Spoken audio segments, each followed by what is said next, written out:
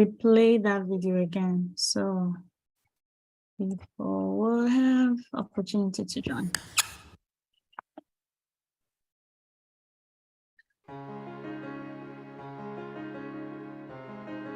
Most people can't think big. This is how the majority of my friends who went to college thought. I hope I can get a decent job when I graduate. Like, not even a good job, just a decent job. That was their biggest plan for their life, finding a decent job. I also had very few other friends who said, I'm going to start a business and become a millionaire by my mid-20s. And they're actually on track to accomplishing that. Now here's the thing, the biggest problem is that most people can't even think big. And I always make sure to point out that yes, this is just the first step. There are so many other things you need to do to be successful after you're able to think big. Otherwise, that is what's called being delusional. But if you can't even do the first step right, there is no hope. If your biggest vision for yourself is to find a decent job, just like it is for most people, you can't expect anything great to happen. It's like setting up your finish line 100 meters from you every time you run. No, you're not going to be a great marathon runner if 100 meters is what you're aiming at. And yes, there are 20 other steps ahead of you. You're going to have to work hard. You're going to have to work smart. But nothing's going to help you when your finish line is constantly set at 100 meters. Value yourself and believe in yourself. I know that sounds kind of cliche, but here's the thing. Most people I know can't even believe that one day they could be making millions. They can't even entertain that thought for a second. Most guys I know don't think that they actually deserve that beautiful girl. Most people I know don't actually think that they deserve to be around successful people. And here's the thing, you're putting a very low price tag on yourself. And guess what? You can't expect people around you to put a higher price tag on you. If you don't even like yourself, how can you expect others to like you? If you want me to be your business partner and you don't even believe that you could make millions, why am I going to even consider working with you? If I'm a girl and you don't even think that you deserve me, why should I think that you deserve me? No one's ever going to value you or believe in you if you can't even value and believe in yourself. There is a lot of truth to what Henry Ford was saying. The man who thinks he can and the man who thinks he can't are both right. And finally, excuse-itis. I remember I was a little kid and I was talking to one of my uncles or something, and he was telling me how much he knew about success or whatever. So I asked him, well, if you know all about success, how come you're not successful? And his kids were running around nearby, and he pointed at them, and he said, that's why. And even as a little kid, that made me nauseous. But that's what everyone does. Excuse on top of excuse. Don't be that person. You'll be the only one feeling sorry for yourself, even if people around you are encouraging your victim mindset. So start thinking big and realize that that's just the first step. Start researching the 20 other steps. Start believing in yourself and realize that if you can't even do that yourself, you can't expect others to believe in you. And finally, don't make excuses. If you don't make it to where you want to be, it is because of the decisions that you have made. Don't be the guy pointing at his kids as an excuse. There are plenty of guys out there with more kids than you and worse circumstances than you who still figured out a way to crush it. Awesome. Excellent. All right. Welcome, everyone. We are starting the new book today. How has the year been so far? How is it with you? How has things been? Are you crushing it? How has it been? All right. Yes, so we are starting this book today. Awesome. All right. Okay, so we're starting this book today, The Magic of Thinking Big by let's see here. All right, everyone. Okay, so The Magic of Thinking Big by David Schwartz, and it's fully loaded with a lot of reminders. One of the things that I love about all of these books is the fact that most of the things shared are not new to us. You know, they just find a way to remind us and give us, you know, a nudge. Like, yes, you know that already, right? So this is how you apply what you know, right? So it's just an amazing way to get ourselves to be reminded of all of these amazing things. And I love the way he started. Here he says, you know, defining success. What does success mean to you? In the age of social media, you know, a lot of people have kind of adopted, you know, other people's success, definition of success, what success looks like for other people. And that's, in a way, you know, will end up frustrating that individual. If you're adopting other people's definition of success, that is a sure way of, you know, being frustrated, because at the end of the day, even when you achieve that thing, if it's not what success means to you personally, or what kind of gives you a sense of fulfillment, then at the end of the day, it's not going to be fulfilling, right? So I love it started with the definition of success, and which is, you know, depending on you, what does success, you know, look like for you? If you can drop it in the chat, I will love it so much. You know, what does success look like to you? Here it talks about success means personal prosperity, you know, prosperity as far as, you know, what you have, what you enjoy, the freedom you have, like a fine home, vacations, travel, new things, financial security, you know, being able to give your children what you want them to enjoy, you know, in life, giving them a head start in life, right?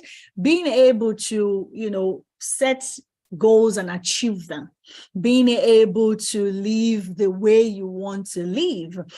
For me, setting goals, yes, setting goals and meeting them, exactly. You know, setting your goals, setting your financial goals, setting your health goals, setting your you know, personal development goals, setting your family goals, you know, vacation goals, financial stability, setting all of those goals and achieving them. And I love the way the video mentioned it earlier, that if you constantly set, you know, yourself thinking 100 miles, 100 miles as you are going, you're not identifying how far you've gone, and then being able to identify your success, then you just give up. Because when you go 1 mile, you set 100 miles, 100 miles, 100 miles, because possibly that person is measuring their success with using somebody else's yardstick. So what success means to you might be different from mine. Like here, Agnes said, setting goals and meeting them. Yes. So it depends on these goals you set. And Cecilia said financial stability. Yes. What, and that's even can be broken down into a lot of cadres. What does financial stability mean to you?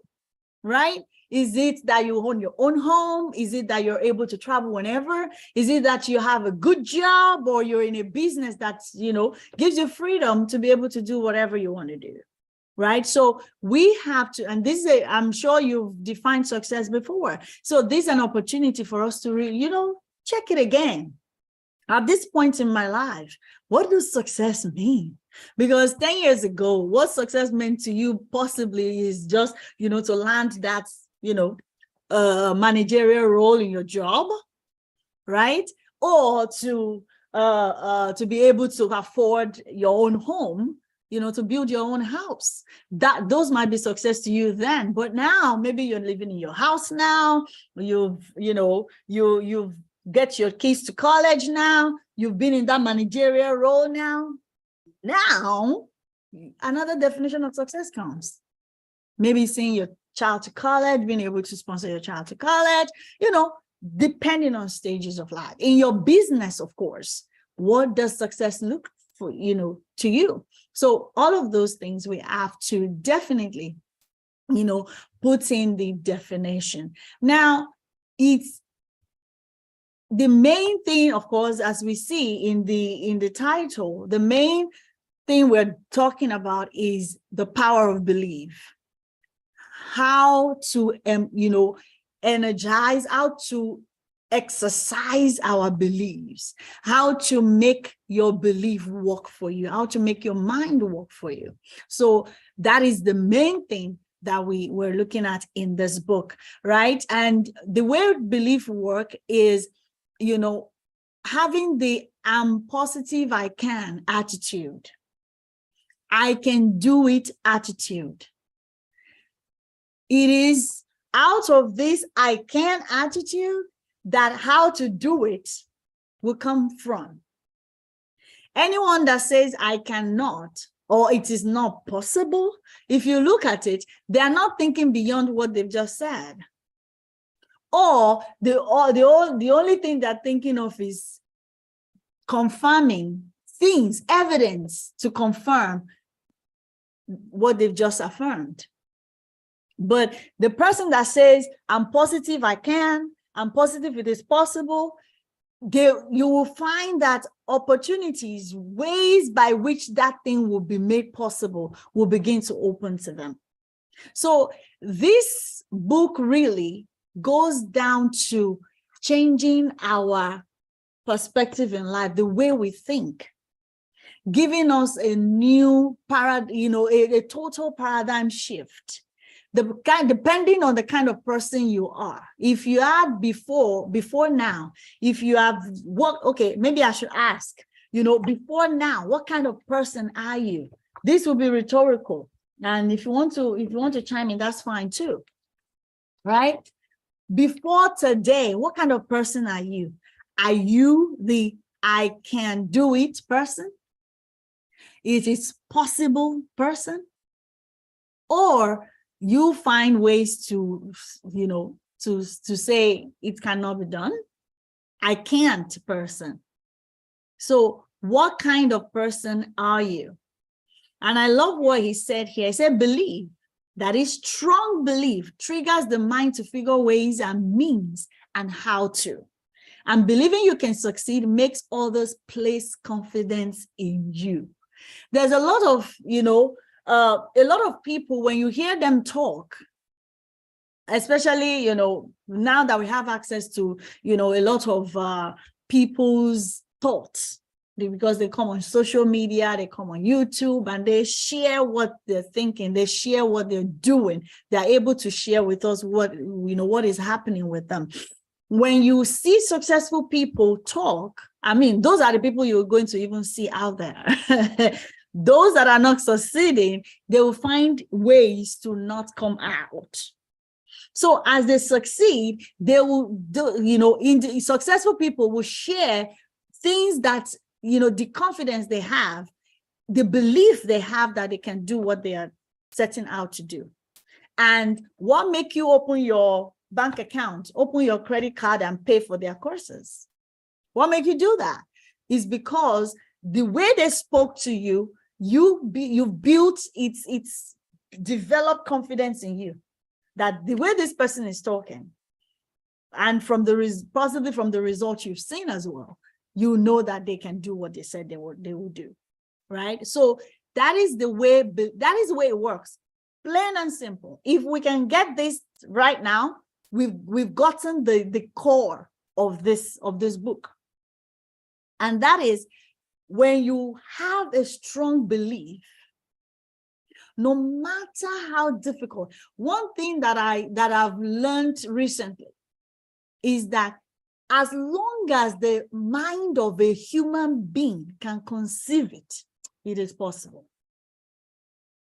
I'm going to repeat that again. As long as it is conceivable, it is possible. It doesn't matter if it's not you that thought it, but as long as somebody else, a human being, said, we can do this, or this is possible, or this is what I want to do, it is possible. For example, let's take going to the moon. When that idea was conceived, nobody had ever done it. But because they believe they could conceive it in their mind, and now they added belief to it, the ways to make it happen started unfolding. So that strong belief has a way of triggering the mind to begin to see. When you hold a strong belief, then you begin to see the mind. You know, when we say see, it's not just these physical eyes. We're talking about the eyes of the mind. The mind will begin to see ways on how what you believe can be made possible. You just, wake up one day and you just have that nudge to say something or to do something, the nudge to reach out to somebody, the nudge to just share the idea with somebody. And before you know it, the solution comes. So that if we can make this paradigm shift right here, as long as somebody can conceive it, it is possible. So when an idea is shared with us that seemed like, this is out of this world, instead of voicing it's not possible, our question should be, how can this be? How can this be? How? Our question should be how. It shouldn't be, it can be, but how? And then when we ask the question how, the mind will just start, will just be led. You will find ourselves being led to do that. I'm dwelling on this because this is the meat, the bone, I should say, the bone of this discourse. If we can get this, every other thing is simple. Every other thing revolves around this. So the main thing is okay, I'll give it a try, but I don't think it will work attitude produces failure. Because you've closed down the mind. We have not, the how challenges the mind to start researching. But when we say, I'll give it a try, but I don't think it's going to work, the mind closes down. It accepts your conclusion. So we must have the mind, we must, find a way to catch ourselves when we find ourselves in such attitude of, I'll just give it a try. I don't think it's going to work anyways. Management's a bit of Jerry. I don't know. If they are the one in our shoes, they will know better. No. That is not how successful people think. All right? Then disbelief is negative power. Just like belief is powerful, disbelief is powerful as well, but it's now negative. When the mind disbelieves or doubts, the mind attracts reason to support the disbelief. It's amazing what the mind can do. It's amazing what the mind can do, right? So whatever we think, doubt and fail, think victory and succeed. Simple, it's just as simple as that. Okay, so this person here, that this example that he gave here, when you have a leader that you're looking up to, I caught myself saying this yesterday, when you have a leader that you're looking up to and you feel like, I cannot achieve, as this person has achieved. The executive rank is for them. Man, the executives, the president, it's for them. You don't see yourself in there. By the time you begin to it shows in your words. So when you find yourself talking as if, oh yes, they are the best, and then you compare yourself, I can't be nearly as successful as they are, then you shut yourself down, basically. But advice from Adams here is saying that it's okay to respect your leaders. What you do is learn from them, observe them, study them. What are they doing that is making them successful? But don't worship them. Don't think whatever level they are is unattainable to you. All right. Then and as we're chipping in, if you want to chip in any comments, please let me know. You can raise your hand or put it in the chat. I'll definitely yield for you to chime in, and hopefully I can have other contributors join me from next week. Please, I put it in the chat for volunteers. Please let me know. I have two people already indicated they would be able to do that. So please let me know. I would love for contributors. And if you are here too, you want to contribute now, you can raise your hand or put it in the chat. I'll definitely give you the chance to do that. I don't want to be the only person talking. All right. So as a man thinks in his heart, so is he, the scripture says. And here he's saying a person is a product of his own thoughts.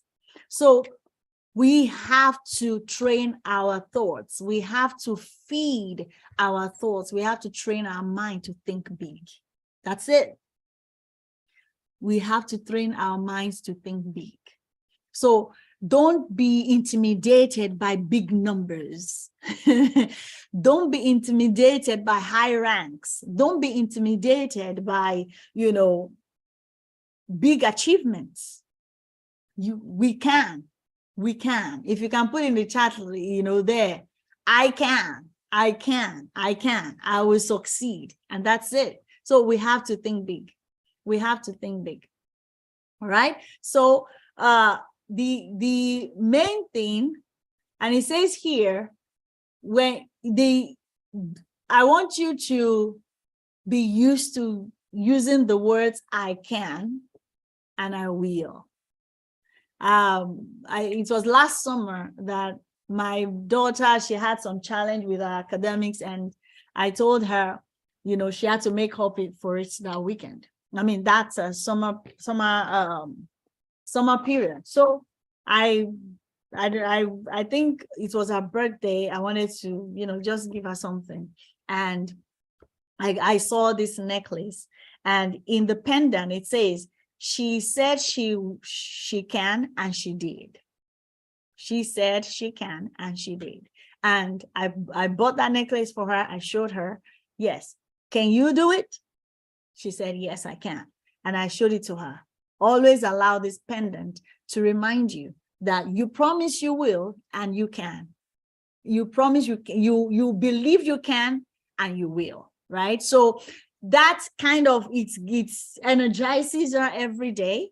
It reminds her every day that, yes, I want to do it. And she did. At the end, by the time she was on the verge of not promoting to high school, really.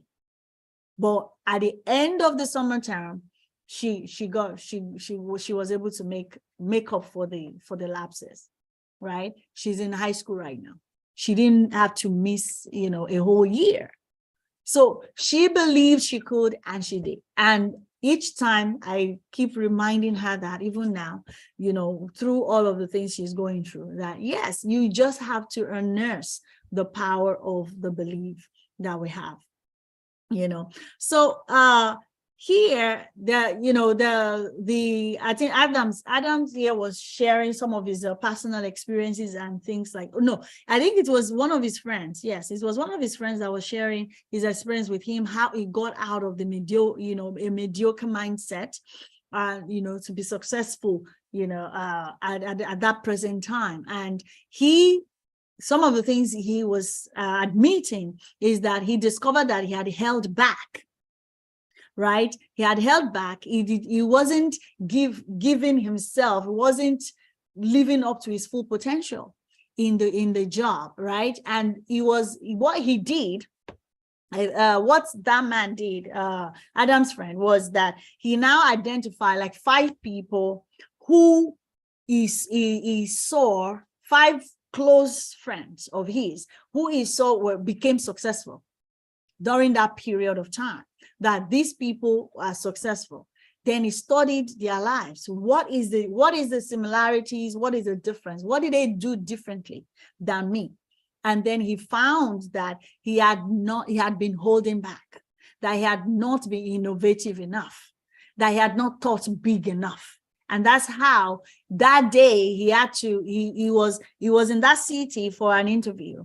And in his hotel room, he started thinking about these things. And then it dawned on him that no one else is going to believe in him until he believed in himself. And in that interview, he was going to ask for, like, maybe compared to his previous job, he was going to ask for maybe at most $1,000 more, but he ended up asking for $3,500 more, right? And he got it. And I'm sure at the end of the day, we'll be thinking, maybe I could have asked for 5,000, more than my previous salary, right? So we have to expand our mind. For example, in the Untamed, last year, the company paid over 40, or close to 50 million, if I'm not mistaken, right, in compensations. So we were being asked, what is the percentage of that you took home? Were you able to take 1%, 2%, 5%, 10% out of that? Some people made 20% of that, possibly, right? So now the goal for the company-wide goal has been set out to be 3 times of that this year. So the goal now is, what portion of those 3 times, 3 times of last year's revenue, what portion, or payout, what portion of that are you taking home this year? Right? So don't allow the big numbers to scare you. Think big. Go big. Go big. It's, the normal balance. Go big or go home, right? So it's very, very important. Another thing to note is, it says here, believe in yourself and good things will start happening. That's it. We have to, allow that belief to be in us. Your mind is a thought factory. And I see this belief thing is easier to cultivate this type of thing when you are in the midst of other people that believe the way you believe. And that's why you have to excuse yourself from groups or set of people that make excuses. We're going to talk about that in chapter 2. People that are cannot do. People that I cannot. People that they are in, knee-jerk responses. It's not possible. Get away from them. Get in with people, stay with people, rub minds with people that are with the attitude of, I can and I will. I can and I will. Your mind is a thought factory. It's amazing. I love the analogy here. It says within the mind, the usual Mr. Devil on your left shoulder or the demon on your left shoulder and an angel on your right shoulder. The right shoulder the angel telling you, do good, do good, do good. And the demon on your left shoulder, or the devil on your left shoulder saying, do evil, do evil, do evil. In our thoughts, it seems like the same scenario is playing out, right? He says Mr. Defeat and Mr. Triumph. Triumph is, both of them obeys your command. They obey your command, whatever you're setting them to do. If your word is, today is a bad day, Mr. Defeat gets into action and begins to throw at you.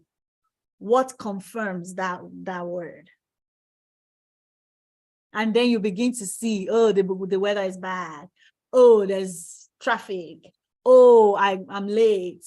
Oh, things will just be negative. It produces negative for you. But then when you say it's a good day, and that's all it is. When you tell yourself it's a good day, then you begin to 147. Thank you. 147 million. Yes. When you begin to see, when you say, yes, it's a good day, when you wake up with that attitude and that mindset, then you're setting Mr. Triumph into action. It obeys you and it begins to give you reasons to confirm what you just said, that it's a good day. It's the same rain that is raining, that is pouring on everybody. When the person that allows Mr. Defeat to take control will begin to say, oh, it's a terrible day, it's rained all day. The same person under the same rain, with the Mr. Triumph in charge, will have the mindset, wow, today, I can take today to catch up on some of the works that I need to catch up on. The weather is refreshing. Oh, that's the much needed rain we need. Right? So definitely we have to be conscious of those two messengers we have in our thoughts. So here is telling us 3 guides to acquiring and strengthening the power of belief. It says how to develop the power of belief. Number 1, think success. Don't ever think failure. I'll win. All the time. I will succeed. I can do it. It is possible. I am able. Think success. Don't think failure. Number 2, remind yourself. Oh, let me emphasize this. Thinking success conditions your mind to create plans to produce success. Then thinking failure does the exact opposite. Failure thinking conditions the mind to think other thoughts that produce failure. All right. Then number 2, guide, says remind yourself regularly that you are better than you think you are. All right. There's nobody with 2 heads, as the saying goes. We all have one head. And if somebody can do it, and that's one of the things that helped me, when I got to the US, I think at the age of 26, 27, and I've never driven a car. The only time, I think I've shared that here, the only time I attempted it was on a dare. Somebody dared me and I got in a bus and I put the ignition on, and before I knew it, the bus was in a well, crashed into the wall of a well. Right? That was my first encounter with driving. So I got into the US and I looked at, several other women that are driving. I'm like, if they can, I can. It's a specific woman I was looking at then. I'm like, yes, if this woman can, yes, I can. Right? So success is not just for some set of people. I can succeed as well. It's not based on luck either, right? We have to believe in ourselves for other people to believe in you. You have to believe in yourself for your customers to believe in you. You have to believe in your product, the product you're selling, for your customers to believe in the product with you. You have to believe in your business, that you're going to succeed in this business. The confidence. I saw a post from Precious the other day. She was like 10 years ago, she was giving like a lesson, teaching people how to make money online. And she said if people were listening to her then, they would think she was making $500,000 at that time. But she wasn't making more than 50K at the time, right? So she was able to see herself successful, and then she spoke as the person that was successful. Be the face of your business, that way people will believe in you. Exactly. All right. So you have to have that confidence in your business before people would want to even join you. It's attractive. It's attractive. Confidence is attractive. Believing in yourself, believing that you can, is very attractive. I want you to take notice of this. After reading this book, when you hear people do the opposite of what they're supposed to do according to this book, it will be, you will be uncomfortable in that gathering or within that discussion. You will want to correct them. You want to don't think that, don't say that in your mind. Like you want to, because now you've seen the light, because now you've known. Yes, Diana. Because now, it will be crawling, or yikes. No, don't say that. You will feel disappointed, right? But from today on, you will begin to see those things when you talk to people. The main thing is, if you can, bring them to your side, but don't allow them to pull you to their side. And that's why you need to limit your contact with them. If you see somebody that is ingrained in that, in that mind. And then believe big. That's the third guide.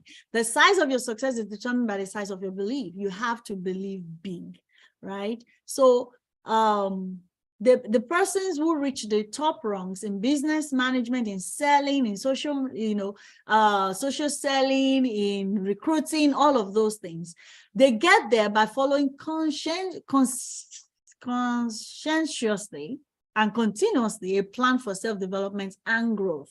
So this book is tailored for self-development, and it's an amazing book. And definitely all we have to do is what the book is set out to do, and that is to tell us what to do, how to do it, and the results, for us to see the results that is coming our way. All right. So chapter 2, cure yourself of excusitis, the failure disease. Anyone can give excuse. You can bring, just produce excuse is, I think there's a saying, one dime a dozen. You can produce, if you don't want to do something, you can find a reason not to. You will find a reason, right? So it's the difference now between the successful people and those who do not succeed is what they do with the excuse. A person with mediocre accomplishments are quick to explain why they haven't, why they don't, why they can't, and why they aren't. Right? Study the lives of successful people and you will discover this thing. And that is, all the excuses made by the mediocre fellow could be, but aren't made by the successful person. So this successful person is not oblivious of what the mediocre person is saying. They are not in denial of what this mediocre person is saying, no. But they are saying, though those things exist, though it's raining, though, whatever the excuse may be, though people are not buying now, though, the income, the middle class income, might be this now, and things like that. They are not focusing on that. They are focusing on how they can be successful. So each time the victim makes the excuse becomes embedded deeper within a subconsciousness. And that's why your mind shuts down and will not figure out how. So we have to vaccinate ourselves against excusitis, the disease of the failures. So there are 4 major forms of excusitis. Health. Some people give this excuse, definitely if you look at what they're dealing with, definitely you will agree with them. There are health issues.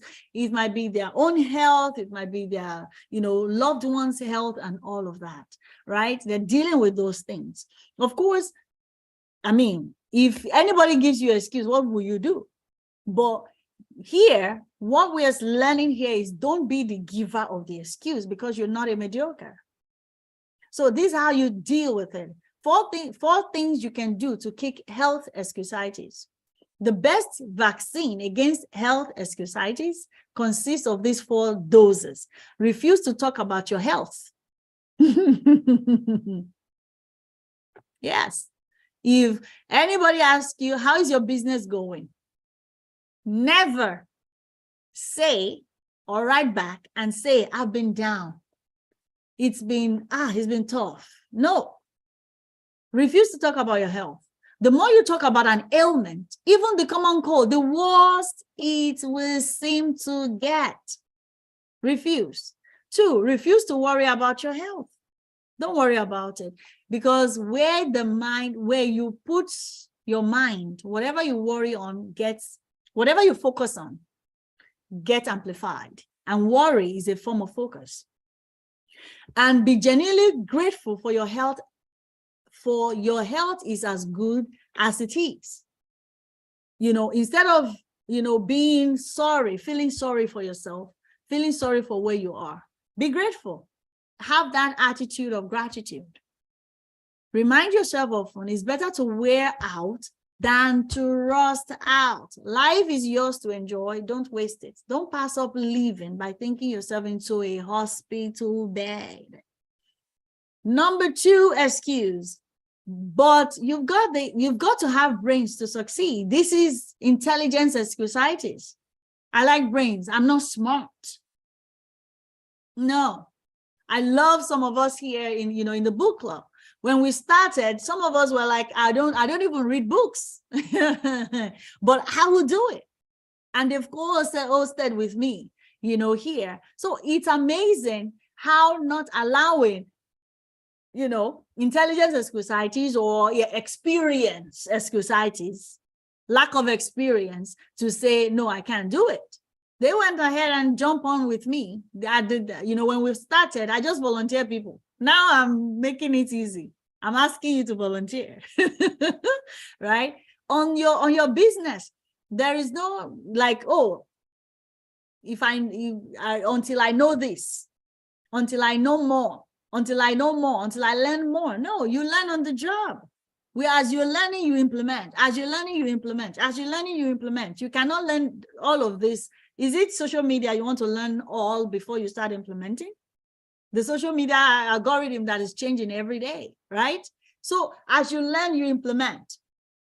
Most of us make 2 basic errors with respect to intelligence. We underestimate our own brain power. And then we overestimate the other fellow's brain power. Those are 2 main errors that we make. So do not, never underestimate your own brain power, and don't allow yourself to overestimate the other person's brain power.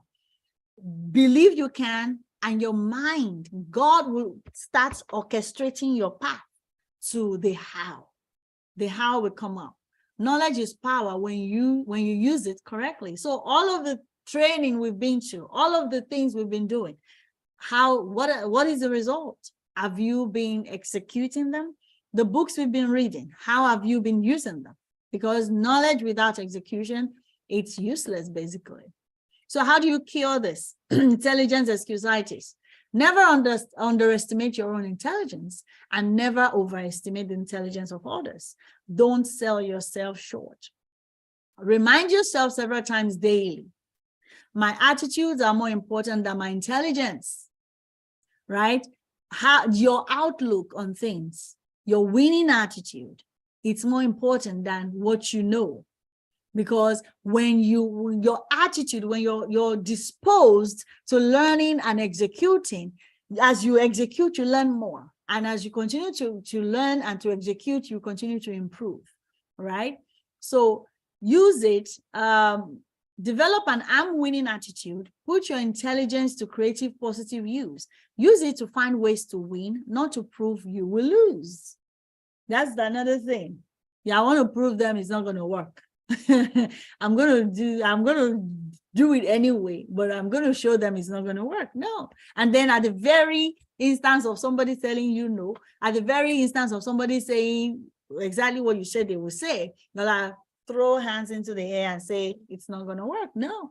And that's why I think that book, maybe it's one of the ones we're going to read,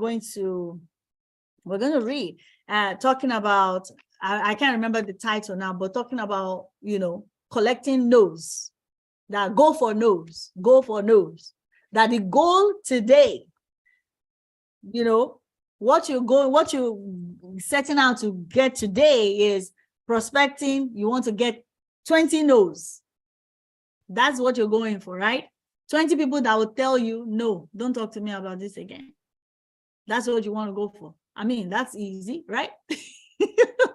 You found it easy to get no's. That means you have to do then.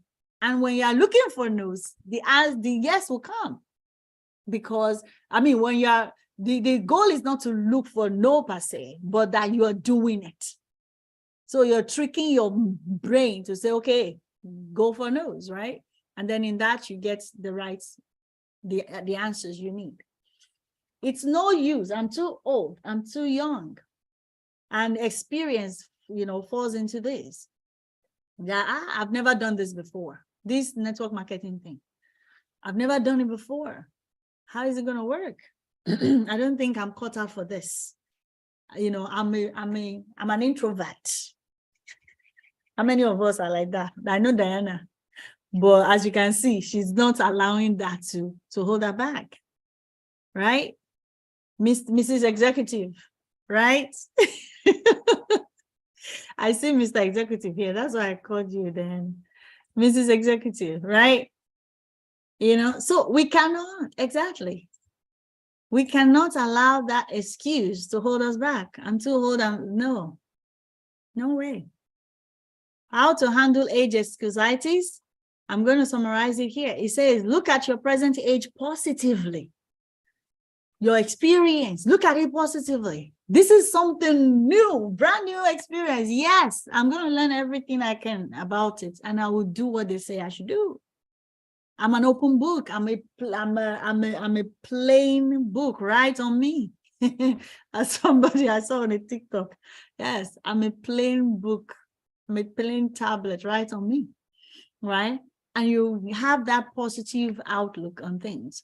It says, compute how much productive time you have left. Like when you're talking about age, don't look at, like you've spent 40 years. You spent 40 years, you still have about 60 years left to spend. You still have about 40 years, even more to spend. I mean, amazing opportunity. Looking at it like that, enthusiastically like that, right? Invest future time in doing what you really want to do. It's too late only when you let your mind go negative and think it's too late. So stop thinking I should have started years ago.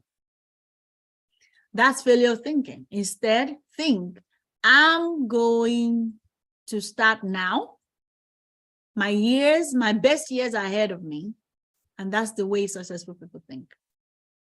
Then number 4, it says, but my case is different. I attract bad luck. Wow. This person's, this type of thinking is just, anyone that thinks this way needs to come out of it real fast. Because at the end of the day, you just find yourself in the ditch all the time. All the time. Because what you wish for will come, will always come. It will become a self-fulfilling prophecy. And we don't want that. So how do you conquer luck excusitis? I'm not lucky. Oh, they made it. Yes, they're lucky. No. We have to accept the law of cause and effect. We have to take a second look at what appears to be someone's good luck. You will find that not luck, but preparation, planning, and success-producing thinking preceded his good fortune. So putting yourself out there, You have a business. You're talking about the business. You're reaching out to people. You're doing what you said you do. All of your daily method of operation, all of your income producing activities. You are doing what you're supposed to do, what the other successful people are doing, because that is what you ought to do. And then don't be a wishful thinker. Yes, I wish, and then you dream, you have a goal, and then you just sit back. No. You have the dream, you have the goal, and then your mind, you keep yourself open to receive instructions, to receive direction, to get ideas, to receive ideas on how to do things. You just wake up one day and you just have that burst of energy to start doing this, start reaching out, to start, posting things, to, do this and that, right? But if you're just a wishful thinker, you won't act. Anyone that has a dream, anyone that has a goal without action backing it up, is just as the scripture says, faith without works is what? Anyone? Faith without works is what? Complete these statements. Faith without work is what? Dead. Yes, dead. So that is the end of chapter 2. That is chapter 1 and 2 of this book. We have an amazing, amazing thing ahead of us in this book. And I will encourage us, please, let's read it. The audio is there, the ebook is there. Please, let's go through it. And this particular one, I think I posted another one in the chat. It's missing, this particular one is missing some chapters, like for example, chapter 3 is missing here, and then we've missed chapter 8, 7 and 8, I think 6, 7 and 8. So if you want to read chapter 3, use the other book instead of this one. Let me see if I have that on. Okay, it's not showing. All right, so it's on the group chat as well. All right, so that is it. Anyone wants to chime in 1 or 2 things before we call it a day? It's been amazing. Thank you so much all for coming. How does this work? Interesting. All right.